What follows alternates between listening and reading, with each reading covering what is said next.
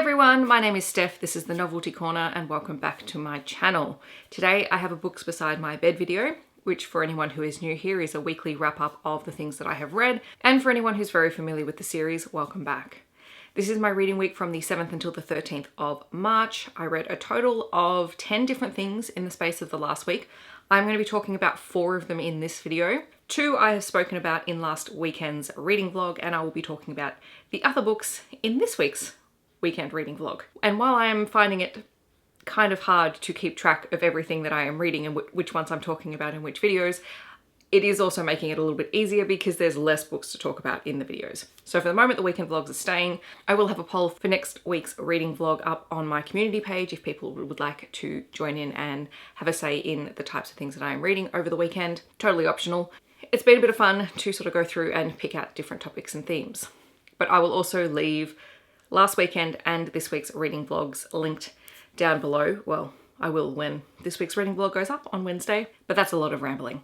So I read 10 things and I'll talk about 4 of them today. In total, I read 2,963 pages and my reading total is 95 books for the year. I am also low-key participating in the Kindle Clear Out Readathon over the next week, but I am not choosing a set TBR. I'm not picking prompts for the bingo board or anything like that. I've just decided I'm just going to try and read as many Kindle books as I can.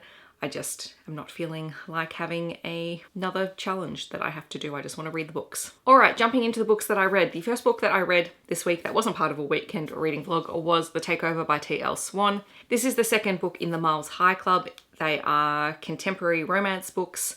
T.L. Swan is an Australian author, and I gave The Takeover 4.5 out of 5 stars. I read the first book as part of last weekend's reading vlog. That was The Stopover. So Tristan Miles is the hero of the story, and I'm pretty sure he's one of the younger of the Miles brothers, and his brothers run a media empire and they're very successful. And one of Tristan's jobs is to acquire other businesses. So whenever someone else's media business is struggling, basically he goes in and tries to buy them out. This puts him in the path of Claire Anderson, who is trying to maintain her late husband's media business, and it's not going so well. Tristan offers her a sum of money and she rejects it. She thinks he's arrogant and doesn't actually care about the fact that this is something that her family has built up and that he can't understand why she would want to struggle through it. Meanwhile, Tristan walks away from it and he can't stop thinking about Claire, and he realizes he's quite attracted to her. And there is an age gap between them, and it is an older woman romance. And it's also a single parent romance because Claire has 3 boys ranging from 9 to 17, I believe. Tristan and Claire have a moment where they can acknowledge their attraction to one another while they're both away on a business trip. And when they come home, Tristan wants to continue to pursue something with Claire, but he doesn't quite understand the reality of her situation being a single mother of 3 boys. Claire doesn't see it going anywhere. She doesn't believe that Tristan is cut out for her life. So there's that dynamic at play.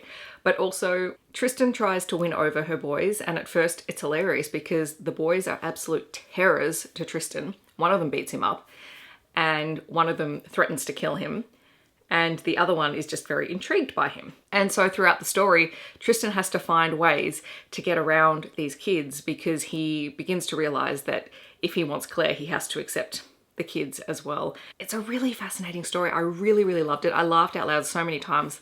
I was almost laughing so hard I was crying at some of the antics that both Tristan and the teenage boys get up to. But it's also really quite poignant because this family is a family that is dealing with grief. They've lost their father and Claire's lost her husband.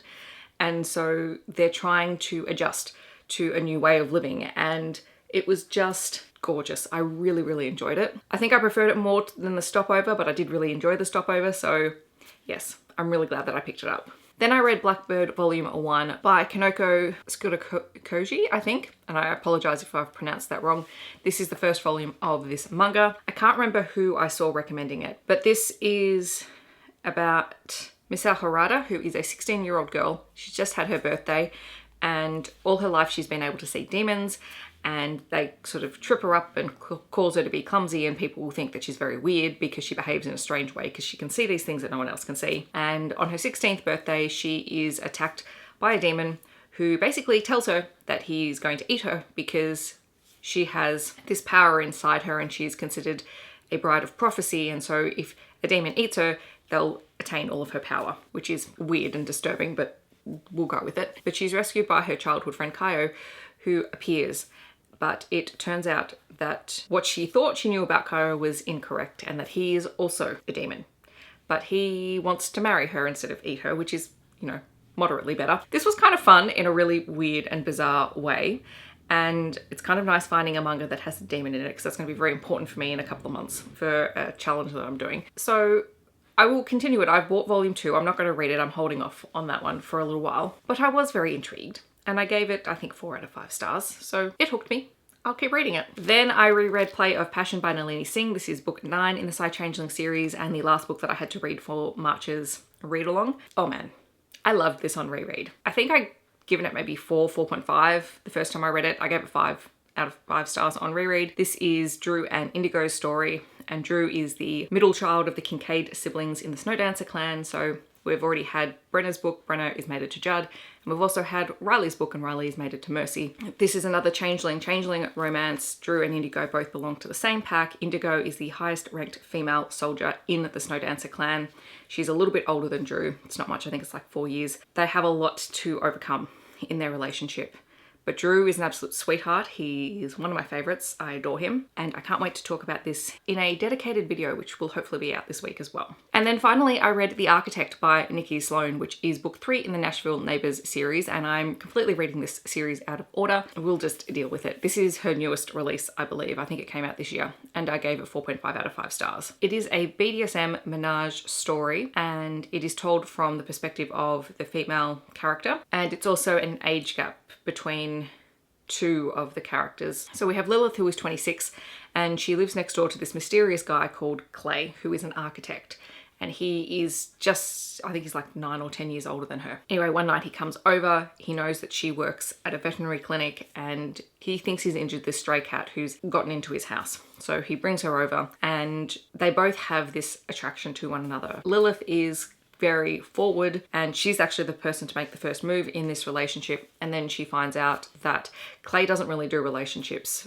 He is a dominant. He proposes a relationship that's not quite a relationship. He says basically they can sleep together, they can spend time together, but he's not going to fall in love with her, and she needs to know that up front. And she's quite happy with this arrangement because she thinks she's terrible at long-term arrangements. He introduces her into the world of BDSM. Eventually we meet this 3rd character, and we don't know what his name is for a good portion of the book. At one point we refer to him as Mr. E, and I won't really say how he gets involved in this throuple because I think you actually need to read it to understand it. I really enjoyed the story, and I enjoyed the dynamic because you have 2 very dominant characters, one who is very focused on pain and one who is very focused on pleasure.